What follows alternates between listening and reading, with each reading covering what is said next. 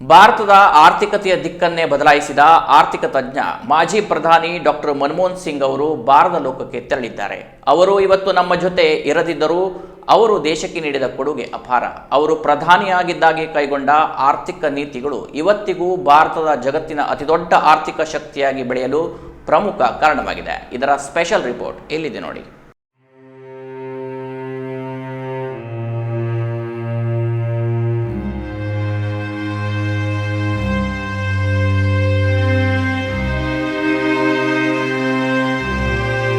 ಭಾರತ ದೇಶದ ಪ್ರಧಾನಿಯಾಗಿ 10 ವರ್ಷಗಳ ಕಾಲ ಸುದೀರ್ಘ ಆಡಳಿತ ನಡೆಸಿದ ಆರ್ಥಿಕ ತಜ್ಞ ಮತ್ತು ಆರ್ಥಿಕ ನೀತಿಯ ಹರಿಕಾರರಾದ ಡಾಕ್ಟರ್ ಮನಮೋಹನ್ ಸಿಂಗ್ ಅವರು ಗುರುವಾರ ನಿಧನರಾದರು. ವಯೋಸಹಜ ಕಾಯಿಲೆಯಿಂದ ಬಳಲುತ್ತಿದ್ದ ಡಾಕ್ಟರ್ ಸಿಂಗ್ ದೆಹಲಿಯ ಏಮ್ಸ್ ಆಸ್ಪತ್ರೆಯಲ್ಲಿ ಕೊನೆಯುಸಿರೆಳೆದಿದ್ದಾರೆ. ಅವರು ನಮ್ಮ ಜೊತೆ ಇಲ್ಲದಿದ್ದರೂ ಅವರು ಈ ದೇಶದ ಆರ್ಥಿಕ ಮಟ್ಟವನ್ನೇ ಸುಧಾರಿಸಿದ ಒಬ್ಬ ಧೀಮಂತ ಆರ್ಥಿಕ ತಜ್ಞರಾಗಿದ್ದರು. ಅವರ ಅವಧಿಯಲ್ಲಿ ಜಾರಿಗೆ ಬಂದ ಹಲವು ಯೋಜನೆಗಳು ಇಂದಿಗೂ ಕ್ರಾಂತಿಕಾರಿ ಎನಿಸಿಕೊಂಡಿವೆ. ಡಾಕ್ಟರ್ ಸಿಂಗ್ ಸಂಸತ್ತಿನಲ್ಲಿ 33 ವರ್ಷಗಳ ಸುದೀರ್ಘ ಸೇವೆ ಬಳಿಕ ಈ ವರ್ಷದ ಏಪ್ರಿಲ್ 3ರಂದು ಅವರು ರಾಜ್ಯಸಭೆಯಿಂದ ನಿವೃತ್ತಿ ಹೊಂದಿದ್ದರು. ಈ ಮೂಲಕ ಅವರು ಸುದೀರ್ಘ ಸಂಸದೀಯ ಪಯಣ ಅಂತ್ಯಗೊಂಡಿತ್ತು. ಆರ್ಬಿಐ ಗವರ್ನರ್, ಅರ್ಥಶಾಸ್ತ್ರಜ್ಞ, ವಿತ್ತ ಸಚಿವ ಮತ್ತು ಪ್ರಧಾನಿಯಾಗಿ ಸಿಂಗ್ ಅವರ ಕೊಡುಗೆ ದೇಶಕ್ಕೆ ಅನನ್ಯ. ಶಿಕ್ಷಣ, ಅರ್ಥವ್ಯವಸ್ಥೆ, ಉದ್ಯೋಗ ಸೃಷ್ಟಿ, ಬಡವರ ಆರ್ಥಿಕ ಅಭಿವೃದ್ಧಿ, ಆಡಳಿತದಲ್ಲಿ ಪಾರದರ್ಶಕತೆಯ ನಿಟ್ಟಿನಲ್ಲಿ ಅವರ ನೇತೃತ್ವದ ಸರ್ಕಾರ ಜಾರಿಗೆ ತಂದ ಯೋಜನೆಗಳನ್ನ ಕೇಂದ್ರ ಸರ್ಕಾರ ಇಂದಿಗೂ ಚಾಚು ತಪ್ಪದೆ ಪಾಲಿಸುತ್ತಿವೆ ಎಂದರೆ ಆ ಯೋಜನೆಗಳು ಎಷ್ಟು ಜನಪರವಾಗಿವೆ. ಇಂಥ ಕ್ರಾಂತಿಕಾರಿ ಯೋಜನೆಗಳನ್ನ ಜಾರಿಗೆ ತಂದವರ ದಕ್ಷ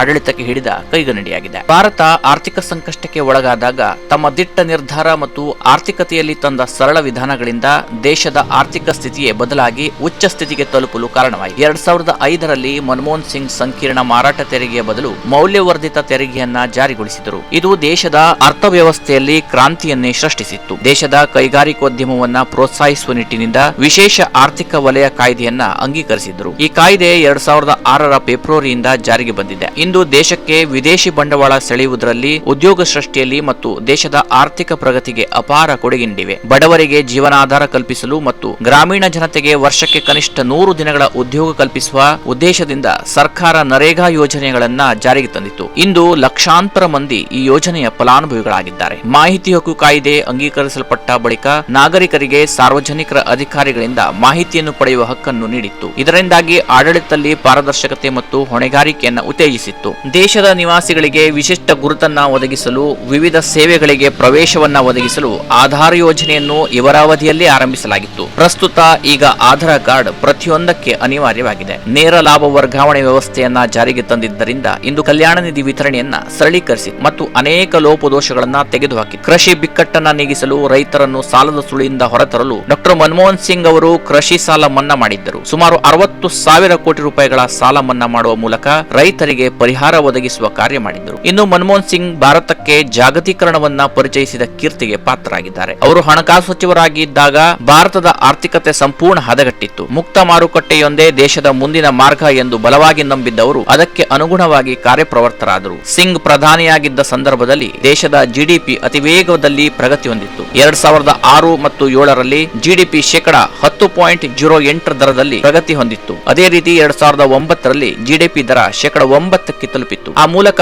ಭಾರತ ಅತಿ ವೇಗದಲ್ಲಿ ಬೆಳೆಯುತ್ತಿರುವ ವಿಶ್ವದ 2ನೇ ದೊಡ್ಡ ಆರ್ಥಿಕತೆ ಎನಿಸಿಕೊಂಡಿತ್ತು. ಭಾರತ ಮತ್ತು ಅಮೆರಿಕ ಮಧ್ಯೆ ಹಲವಾರು ವರ್ಷಗಳಿಂದ ಕಗ್ಗಂಟಾಗಿ ಉಳಿದಿದ್ದ ಪರಮಾಣು ಒಪ್ಪಂದಕ್ಕೆ ಸಹಿ ಬಿದ್ದಿದ್ದು ಮನಮೋಹನ್ ಸಿಂಗ್ ಅವರ ಕಾಲದಲ್ಲಿ. ಅಣವಸ್ತ್ರವನ್ನ ನಾಗರಿಕ ಉದ್ದೇಶಕ್ಕೆ ಬಳಸುವ ಬಗ್ಗೆ ಮನಮೋಹನ್ ಸಿಂಗ್ ಹಾಗೂ ಅಂದಿನ ಅಮೆರಿಕ ಅಧ್ಯಕ್ಷ ಜಾರ್ಜ್ ಡಬ್ಲ್ಯೂ ಬುಷ್ 2005 ಜುಲೈ 18ರಂದು ಸಹಿ ಹಾಕಿದ್ರು. ಅಲ್ಲದೆ ಭಾರತ ಮತ್ತು ಅಮೆರಿಕ ಶಾಂತಿಯುತ ಅಣು ಇಂಧನ ಸಹಕಾರ ಒಪ್ಪಂದಕ್ಕೂ ಸಹಿ ಹಾಕಲಾಗಿದೆ. 2011ರಲ್ಲಿ ಮೊಬೈಲ್ ನಂಬರ್ ಬದಲಾಯಿಸದೆ ನೆಟ್ವರ್ಕ್ ಬದಲಿಸುವ ಮೊಬೈಲ್ ನಂಬರ್ ಪೋರ್ಟಬಿಲಿಟಿ ಯೋಜನೆ ದೇಶದ ದೂರ ಸಂಪರ್ಕ ಕ್ಷೇತ್ರದಲ್ಲಿ ಭಾರಿ ಬದಲಾವಣೆ ಸೃಷ್ಟಿಸಿತ್ತು. ಅಮೆರಿಕ ಹಾಗೂ ಚೀನಾದಲ್ಲಿ ಮಾತ್ರ ಇದ್ದ ಈ ಸೌಲಭ್ಯವನ್ನ ಸಿಂಗ್ ಭಾರತಕ್ಕೂ ಪರಿಚಯಿಸಿದ್ದರು. ಇದು ಟೆಲಿಕಾಂ ಕ್ಷೇತ್ರದಲ್ಲಿ ಆರೋಗ್ಯಕರ ಪೈಪೋಟಿಗೂ ಕಾರಣವಾಯಿತು. ದೇಶದ ಜನಸಂಖ್ಯೆ, ಮೊಬೈಲ್ ಬಳಕೆದಾರರ ಸಂಖ್ಯೆ ಗಮನಿಸಿದರೆ ಇದೊಂದು ಮಹತ್ವದ ಸಾಧನೆಯಾಗಿತ್ತು. ವಿಶ್ವವನ್ನು ದಶಕಗಳ ಕಾಲ ಕಾಡಿದ್ದ ಪೋಲಿಯೋ ರೋಗದಿಂದ ಭಾರತ ಮುಕ್ತವಾಗಿದ್ದು ಡಾಕ್ಟರ್ ಸಿಂಗ್ ಅವಧಿಯಲ್ಲೇ ಎಂಬುದು ವಿಶೇಷ. ಭಾರತ ಇಂದು ವಿಶ್ವದ 5ನೇ ದೊಡ್ಡ ಆರ್ಥಿಕತೆ ಶಕ್ತಿಯಾಗಿ ಬೆಳೆದಿದೆ ಅಂದರೆ ಅದಕ್ಕೆ ಸಿಂಗ್ ಹಾಕಿದ ಅಡಿಪಾಯಗಳು ಯಾರೂ ಮರೆಯುವಂತಿಲ್ಲ.